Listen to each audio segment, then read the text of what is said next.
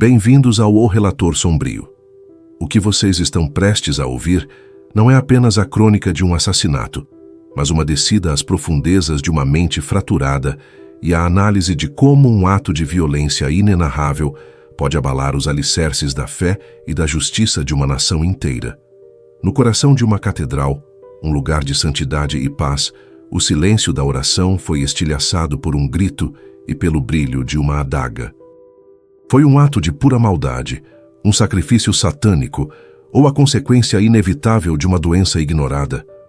O custo da resposta é mais alto do que imaginam, e o que você vai descobrir nos próximos minutos pode mudar para sempre sua percepção sobre a linha tênue que separa a devoção, a loucura e a justiça.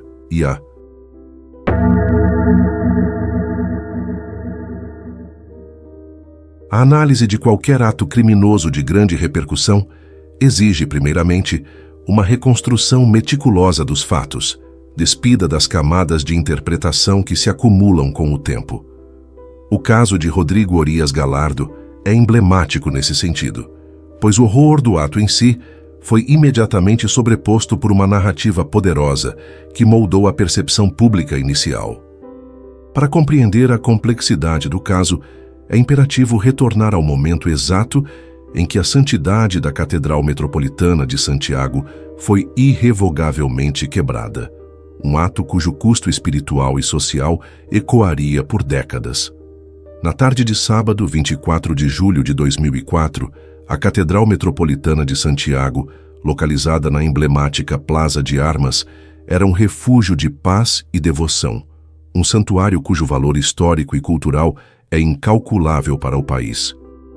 Por volta das 18h30, o padre Faustino Gaziero de Stefani, um missionário italiano de 69 anos, concluía a celebração da missa vespertina, um ritual que ele realizava há muito tempo naquele local sagrado. No momento final da liturgia, enquanto os fiéis recebiam a bênção final, "Ide em paz e o Senhor vos acompanhe", a solenidade do momento foi brutalmente interrompida. Este detalhe, preservado nos testemunhos, acentua a profunda transgressão do ato que se seguiu. Uma violência que não apenas tirou uma vida, mas profanou um espaço e um momento de comunhão sagrada. A tranquilidade, um bem tão precioso e sem custo aparente, foi destruída em um instante. Do meio dos fiéis, emergiu a figura de Rodrigo Orias Galardo, um jovem de 25 anos, vestido inteiramente de preto. Testemunhas relataram que ele se aproximou do altar gritando: "Eu vou te matar". Empunhando uma adaga que mantinha escondida, ele atacou o padre Gaziero com uma fúria incontrolável. O ataque foi rápido, violento e direcionado, com múltiplos golpes desferidos principalmente na região do pescoço. O sacerdote, ainda trajado com suas vestes litúrgicas, caiu morto a poucos passos do altar, o epicentro simbólico da fé católica. Investigações posteriores confirmariam a extensão da violência. O padre Gaziero sofreu 14 facadas. Na análise criminológica, tal nível de violência, frequentemente classificado como overkill, excesso de violência, é um forte indicador de um estado de fúria extrema ou, como se revelaria neste caso, de uma dissociação psicótica da realidade. Cada golpe parecia uma tentativa desesperada de saldar uma dívida inexistente com uma realidade que só ele percebia. As ações de Orias imediatamente após o homicídio foram tão chocantes quanto o próprio crime e foram fundamentais para a construção da narrativa pública inicial. Em vez de fugir, ele ajoelhou-se ao lado do corpo inerte do sacerdote e, segundo múltiplas testemunhas, começou a invocar o nome de Satanás. Em seguida, ele voltou a adaga contra si mesmo, infligindo ferimentos em um aparente ato de autoflagelação ou tentativa de suicídio. Este comportamento altamente ritualístico foi o elemento-chave que cimentou a interpretação imediata do evento. Não foi visto como um ato de violência aleatória, mas como um sacrifício deliberado, um ritual satânico executado em público.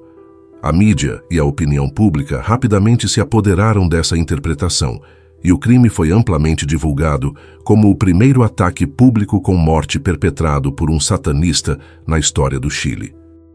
Esta categorização inicial, embora compreensível dadas as circunstâncias visuais e simbólicas, provaria ser uma simplificação que obscureceu a complexa realidade psiquiátrica subjacente, uma realidade que teria um alto custo para ser entendida pela sociedade. A reação dentro da catedral foi de pânico e coragem. Fiéis presentes no local agiram rapidamente para deter Orias, segurando-o até a chegada da polícia. Ele foi então levado sob custódia e transferido para um hospital de emergência, para tratar os ferimentos que havia infligido a si mesmo. A notícia do assassinato reverberou por todo o Chile, uma nação de forte tradição católica, causando o que foi descrito como ondas de choque. O evento foi classificado como um dos atos mais chocantes na história do país. A resposta popular foi imediata e visceral. Multidões de fiéis se reuniram espontaneamente do lado de fora da catedral para rezar, um testemunho do profundo impacto religioso e social do crime. Líderes da igreja, como o arcebispo de Santiago, cardeal Francisco Javier Errázuriz, e o bispo auxiliar, Dom Cristián Contreras Villarroel, expressaram publicamente sua consternação e dor, convocando os fiéis à oração. A combinação de elementos, o local sagrado, a vítima sacerdotal, o momento litúrgico e as declarações satânicas do agressor, criou um ambiente propício para uma fixação narrativa. A primeira história, a do satanista, era a mais sensacional e a mais fácil de assimilar, oferecendo uma explicação moralmente simples para um evento horripilante. Uma pessoa má cometeu um ato mau por uma razão má. Essa narrativa inicial estabeleceu o quadro de referência contra o qual a explicação psiquiátrica, mais complexa e matizada, teria que lutar para ser compreendida, demonstrando que a verdade, muitas vezes, não tem um preço fácil de pagar.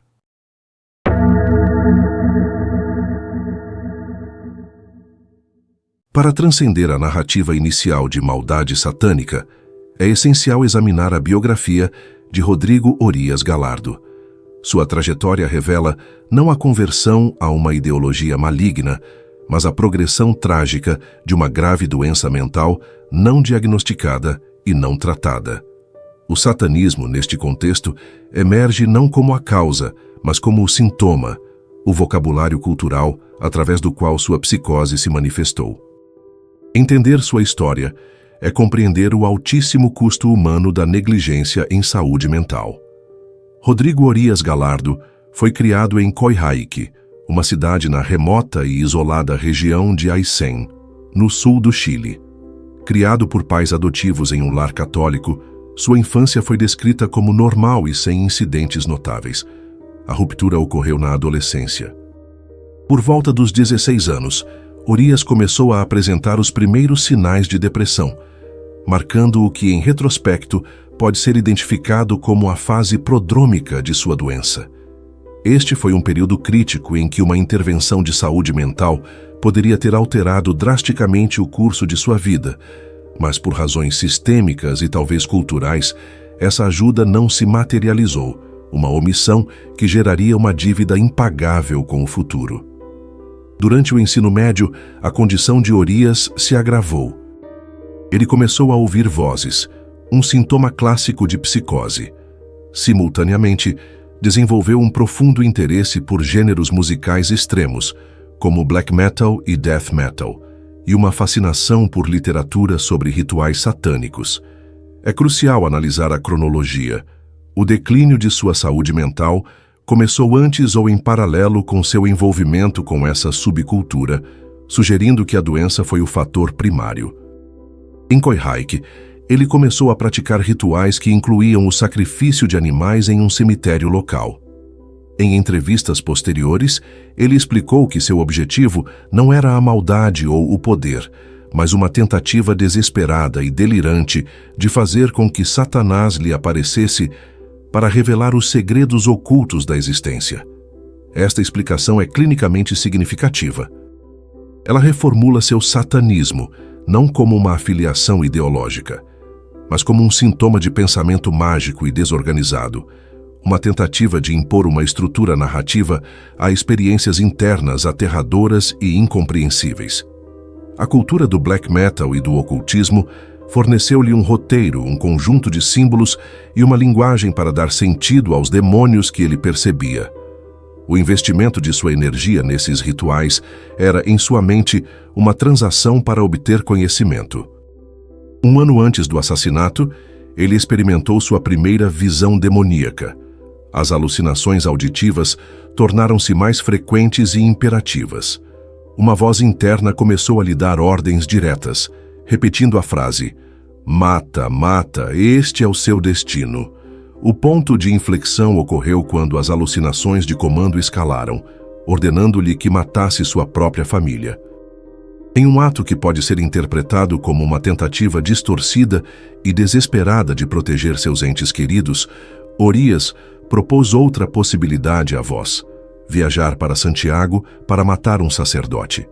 A lógica delirante substituiu a realidade, e essa nova missão tornou-se o foco central de sua existência.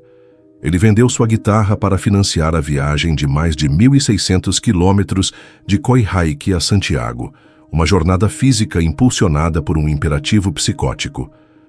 O pouco dinheiro que conseguiu foi o capital inicial para seu trágico plano. Ao chegar à capital, alugou um quarto e, por 2 semanas, metodicamente visitou pelo menos 5 igrejas diferentes. Sua escolha final recaiu sobre a Catedral Metropolitana, não por acaso, mas por sua grandiosidade e importância simbólica como a mais importante para o país. A lógica de sua doença exigia um palco de significado nacional, um lugar cujo valor simbólico magnificasse seu ato. A preparação foi metódica e deliberada, um exemplo assustador de como um plano complexo pode ser executado sob a influência de uma psicose grave. Em 23 de julho de 2004, um dia antes do crime, ele foi a uma loja, comprou uma adaga e, na manhã seguinte, levou-a a outro estabelecimento para que fosse afiada em todos os 4 lados, garantindo sua letalidade. Cada passo era uma manifestação de sua realidade interna delirante, um caminho inexorável em direção à tragédia. Rotulá-lo simplesmente como satanista é um erro categórico. É confundir o sintoma, o conteúdo delirante, com a doença, a esquizofrenia.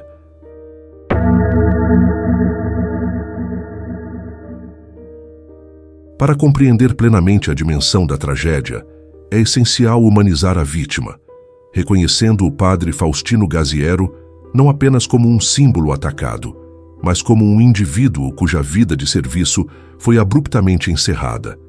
Sua biografia revela um homem dedicado à sua fé e à sua comunidade adotiva, tornando sua morte aleatória ainda mais dolorosa. Seu legado é um ativo de valor incalculável que a violência tentou apagar. Nascido em 1935 na Itália, Faustino Gaziero de Stefani dedicou sua vida à Igreja Católica como membro da Ordem dos Servos de Maria, Servitas.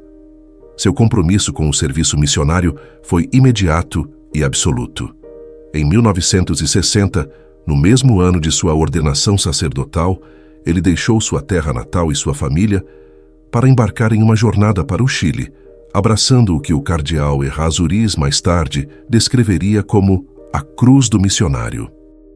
Sua integração e amor pelo Chile foram tão profundos que, em um gesto de total dedicação, ele renunciou à sua cidadania italiana para se tornar oficialmente um cidadão chileno, um compatriota a mais. Ao longo de mais de 4 décadas, o padre Gaziero deixou uma marca indelével em várias comunidades chilenas. Ele serviu extensivamente no vicariato apostólico de Aysén, a mesma região de onde Rodrigo Orias era originário, e posteriormente em Santiago. Seu ministério foi particularmente focado na formação e educação da juventude. Ele atuou como professor no Liceu San Felipe Benício, em Coyhaique, e em Santiago, presidiu a Fundação Santa Terezinha, uma organização responsável pela administração de várias escolas. O investimento de seu tempo e esforço na juventude chilena deixou um retorno de valor incalculável nas vidas que tocou. Aqueles que o conheceram o descreveram como um homem sábio que andava pelo mundo fazendo o bem e que amava servir em silêncio, sem buscar reconhecimento. Sua morte foi o resultado de uma trágica aleatoriedade. Rodrigo Orias admitiu em interrogatórios que não conhecia o padre Gaziero e não o escolheu pessoalmente. Ele o selecionou no momento do ataque simplesmente porque era o sacerdote que celebrava a missa, e em sua mente delirante, isso o tornava o mais importante. A sobreposição geográfica entre a vida de serviço do padre e a origem do agressor constitui uma ironia profundamente trágica. Embora nunca tenham se cruzado, o fato de que a vítima dedicou parte de sua vida a servir a mesma comunidade remota que produziu seu assassino adiciona uma camada de pungência ao caso. Isso reforça a conclusão de que o crime não foi um ato de animosidade pessoal, mas um ataque a um símbolo. O padre Gaziero foi assassinado não por quem ele era como indivíduo, mas pelo que ele representava naquele momento e lugar, a personificação da autoridade religiosa no altar da igreja mais importante do país, o alvo perfeito para uma mente dominada por uma lógica simbólica e delirante. A história tem dois protagonistas trágicos, a vítima e o agressor. Mas para entender como a sociedade lidou com essa tragédia, devemos analisar a fria maquinaria da justiça. Se você acredita que este tipo de análise é importante, considere apoiar nosso canal para que possamos continuar trazendo histórias com este nível de profundidade. O valor do seu apoio nos permite continuar este trabalho.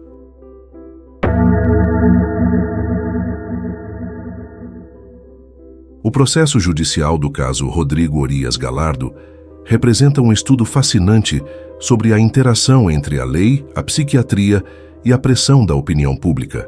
O percurso do caso, desde uma acusação de homicídio qualificado até uma resolução médico-legal, ilustra como o sistema de justiça pode, através de um processo metódico e baseado em evidências, substituir a histeria popular pela racionalidade científica.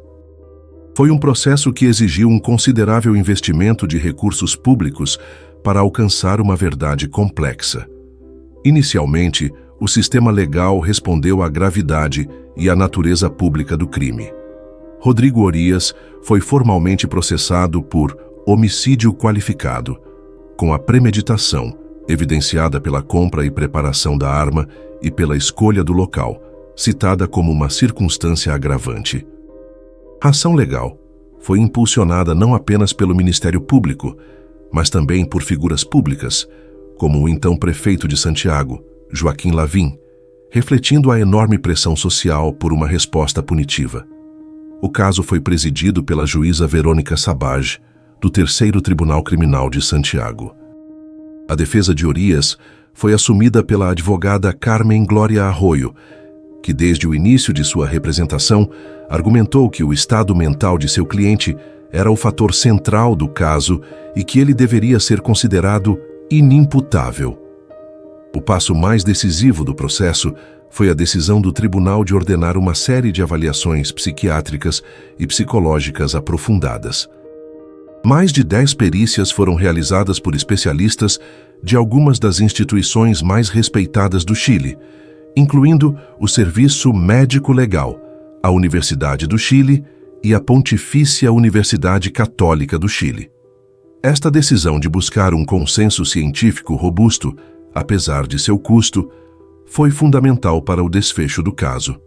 A base legal para a decisão final encontra-se no artigo 10, número 1, do Código Penal chileno. Esta disposição isenta de responsabilidade criminal o louco ou demente, a menos que tenha agido em um intervalo lúcido e aquele que, por qualquer causa independente de sua vontade, se encontre totalmente privado de razão. A aplicação desta doutrina exigia que o tribunal determinasse o estado mental de Orias especificamente no momento do crime. A questão não era se ele era doente mental em um sentido geral, mas se, no instante do ataque, ele estava totalmente privado de razão. A evidência psiquiátrica unânime apresentada ao tribunal argumentou conclusivamente que ele não estava operando em um intervalo lúcido, e que suas ações eram diretamente impulsionadas por sua psicose. Em 14 de setembro de 2004, menos de 2 meses após o crime, a juíza Verônica Sabage proferiu sua sentença, declarando Rodrigo Orias Galardo inimputável. A decisão não foi baseada em uma única opinião, mas na conclusão categórica e unânime de todos os laudos periciais. O texto da sentença afirmava explicitamente que Orias sofria de esquizofrenia paranoide e que no momento do crime estava privado de razão ou juízo de realidade, motivado por suas ideias delirantes e por ordens alucinadas. Como resultado, o tribunal decretou o arquivamento definitivo das acusações criminais. Em vez de uma sentença de prisão, foi imposta uma medida de segurança: a internação em uma instituição psiquiátrica para tratamento, uma vez que ele foi considerado de alta periculosidade para si mesmo e para terceiros. O processo judicial, portanto, funcionou como um filtro racional. Apesar da imensa comoção pública e de uma narrativa inicial simplista e demonizadora, o tribunal sistematicamente se baseou na evidência científica especializada. Este caso exemplifica o papel crucial da ciência forense em garantir que a justiça seja fundamentada em fatos objetivos e não em emoções coletivas, demonstrando a capacidade do sistema judicial de atuar como uma força contramajoritária que defende princípios legais e evidências científicas, mesmo quando estes entram em conflito com a narrativa pública e o clamor por um castigo cujo único valor era o da vingança.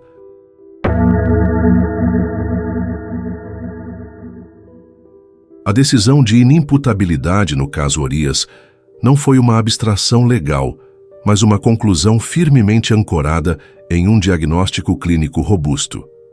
Compreender os detalhes deste diagnóstico é fundamental para desmantelar a narrativa inicial do mal satânico e substituí-la por uma compreensão baseada na patologia.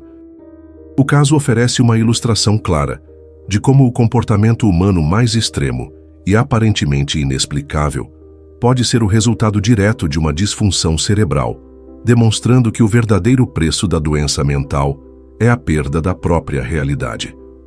O diagnóstico consensual de todas as equipes de especialistas foi esquizofrenia do tipo paranoide. Esta é uma das formas mais conhecidas de esquizofrenia, caracterizada por sintomas psicóticos proeminentes.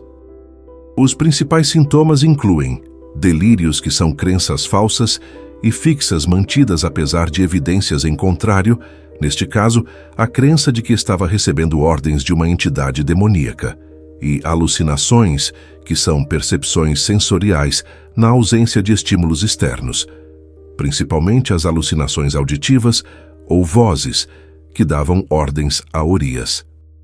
O resumo do tribunal sobre os laudos psiquiátricos oferece um quadro clínico vívido e preciso, descrevendo a condição de Orias como um quadro psicótico com presença de fenômenos alucinatórios, auditivos, táteis, sinestésicos de conteúdo mágico e demoníaco. Esta descrição é clinicamente crucial. Ela confirma que os elementos satânicos do crime não eram uma ideologia adotada por escolha, mas sim o conteúdo temático específico de suas alucinações e delírios. Sua mente doente utilizou símbolos culturais de mal e poder para dar forma e voz à sua psicose. O satanismo não era um investimento ideológico, mas a única linguagem que sua mente fragmentada podia usar para descrever seu inferno interior. O cerne da conclusão médico-legal foi o estabelecimento de um elo causal direto e ininterrupto entre a doença e o ato. As ações de Rodrigo Orias não foram uma questão de livre-arbítrio ou escolha moral, mas uma consequência direta de sua patologia. Sua capacidade de discernimento e sua vontade foram subjugadas pelos imperativos de seu estado delirante. O próprio Orias, anos depois, e com sua condição estabilizada pelo tratamento, articulou essa realidade. Em uma declaração, ele afirmou: "Lamento profundamente o que aconteceu, mas o que eu fiz, não o fiz com meus 5 sentidos." Em outras entrevistas, ele reconheceu que sua esquizofrenia não tratada foi a grande responsável por seus atos, pedindo perdão à família do sacerdote e à igreja, mas afirmando: não tive culpa de nada. O que eu fiz, fiz porque estava doente. Este caso ilustra de forma contundente a diferença fundamental entre motivo e sintoma. A evidência psiquiátrica demonstrou que o que parecia ser um motivo, satanismo, era na realidade um sintoma de um transtorno cerebral que havia sequestrado a percepção da realidade de Orias. A narrativa inicial presumia um ator racional com um motivo maligno. O diagnóstico psiquiátrico refutou essa premissa, estabelecendo que suas faculdades cognitivas e perceptivas estavam profundamente comprometidas. Ele não estava escolhendo servir a Satanás. Ele acreditava genuinamente que Satanás o estava comandando, uma experiência que para ele era tão real quanto qualquer outro estímulo sensorial. Esta distinção é fundamental, pois desloca a análise do campo da criminologia para o da psiquiatria clínica. O crime deixa de ser um ato, no sentido volitivo e legal, para ser entendido como um evento precipitado por uma condição médica grave.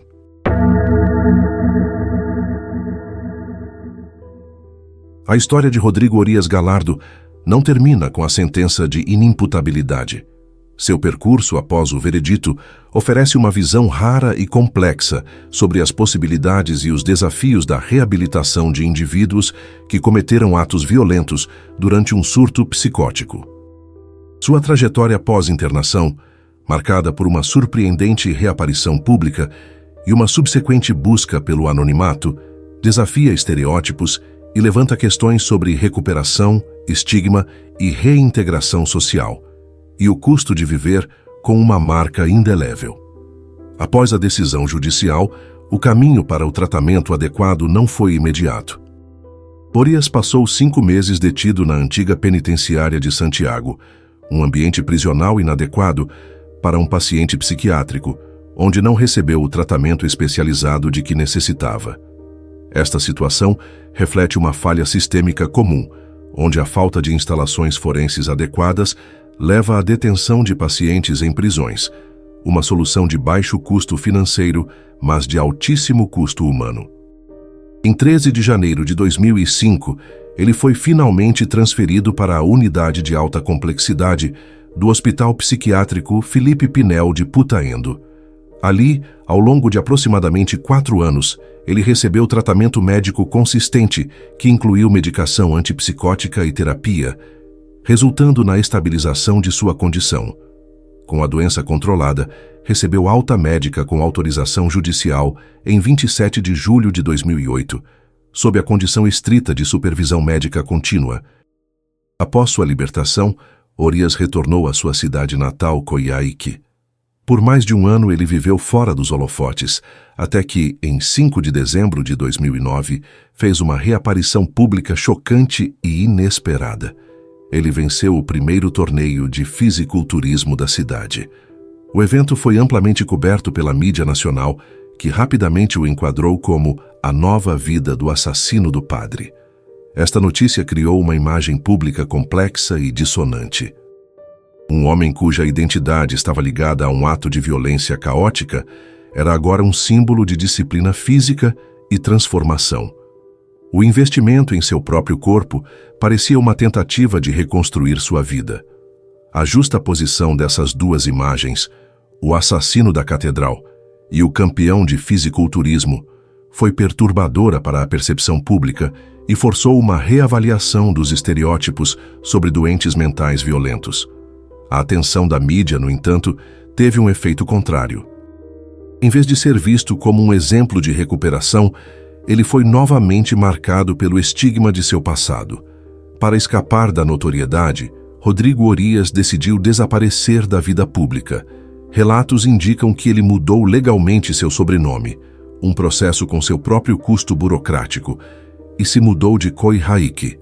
As informações mais recentes sugerem que ele está vivendo uma vida totalmente normal em liberdade, um estado que depende inteiramente de sua adesão contínua ao tratamento. Sua história destaca a diferença crucial entre a recuperação clínica, que é alcançável, e a reintegração social, que muitas vezes permanece o desafio mais intransponível devido à memória coletiva e ao estigma persistente, um preço que ele segue pagando cada dia de sua vida anônima.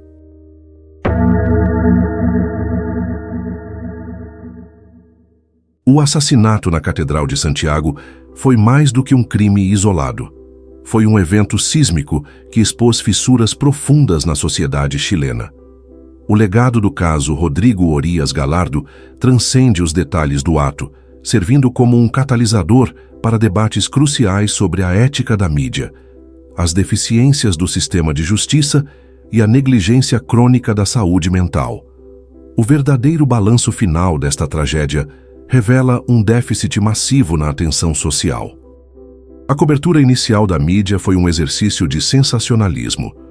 Impulsionada pelos detalhes ritualísticos do crime, a narrativa dominante focou-se quase exclusivamente no ângulo do culto satânico.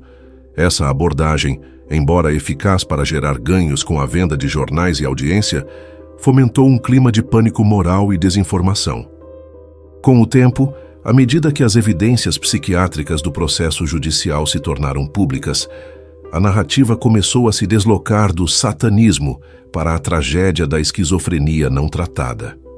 O caso forçou um debate público inevitável no Chile sobre como a sociedade trata indivíduos com transtornos mentais graves. Ele expôs as graves inadequações da infraestrutura de saúde mental do país. Na época, o Chile dedicava um percentual mínimo de seu orçamento de saúde, cerca de 2,4%, a esta área. O assassinato do padre Gaziero demonstrou as consequências fatais dessa negligência sistêmica, o custo final de uma falta de investimento crônico. O conceito de inimputabilidade, antes um termo legal obscuro, foi projetado para o centro da consciência pública, desafiando noções populares de culpa e punição. Em última análise, o caso de Rodrigo Orias Galardo é uma ilustração trágica de como uma patologia individual, quando encontra a negligência sistêmica, pode resultar em um dano social profundo. A lição mais duradoura não é sobre o mal, mas sobre a falha coletiva em fornecer cuidados. O valor de uma vida foi perdido e outra ficou marcada para sempre, um preço demasiado alto para a indiferença. A principal conclusão aponta para a necessidade urgente de serviços de saúde mental proativos e acessíveis. O diagnóstico precoce e o tratamento contínuo de condições graves como a esquizofrenia são a forma mais eficaz de prevenir tragédias semelhantes. A história de Orias, que começou a apresentar sintomas na adolescência sem receber qualquer ajuda, é um testemunho dessa necessidade. A história de Rodrigo Orias e do padre Gaziero é um lembrete sombrio de que os monstros que tememos muitas vezes são homens e mulheres quebrados por uma doença que não vemos.